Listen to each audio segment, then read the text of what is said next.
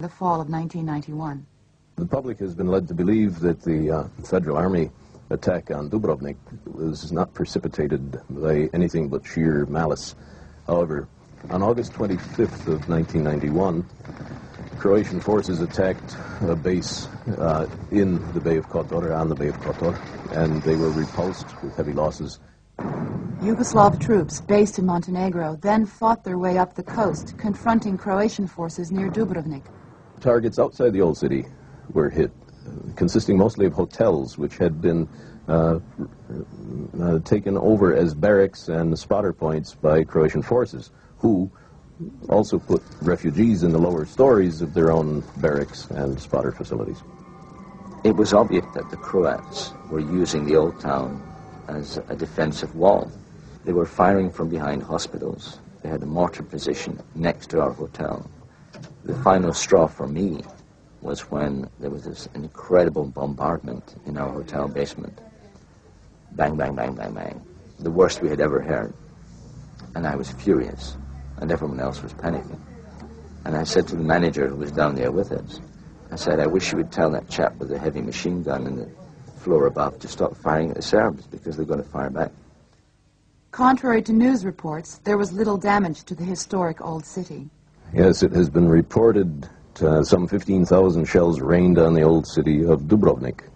I counted 15 mortar hits on the main street. The Yugoslav Federal Army could have destroyed the old city of Dubrovnik in 2 hours. It is not destroyed. Washington Post reporter Peter Maas, who visited the old city several months after the fighting stopped, found Dubrovnik in what he described as nearly pristine condition.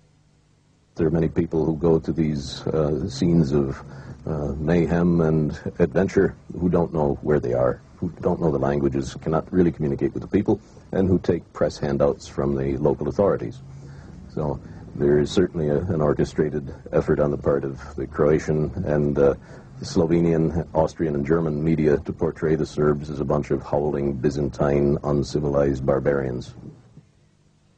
The facts on the ground, however, mattered little after first impressions had been made.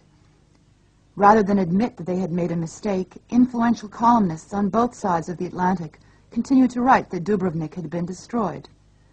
Public opinion was tilted against the Serbs and towards Croatia's political goal, recognition as an independent state. These impressions helped strengthen Germany's resolve to lead a reluctant European community to recognize the separatist republics and thereby dismantle Yugoslavia. To overcome British opposition to recognizing Croatia, German Prime Minister Helmut Kohl offered British leader John Major a deal which left Britain free to disregard or opt out of the social provisions of the 1991 treaty creating a unified Europe, which was being hotly debated in the British Parliament. This helped John Major politically at home, but Bosnia would pay a high price. The French, who needed German help to stabilize France's currency, also dropped their opposition to recognizing the separatist republics.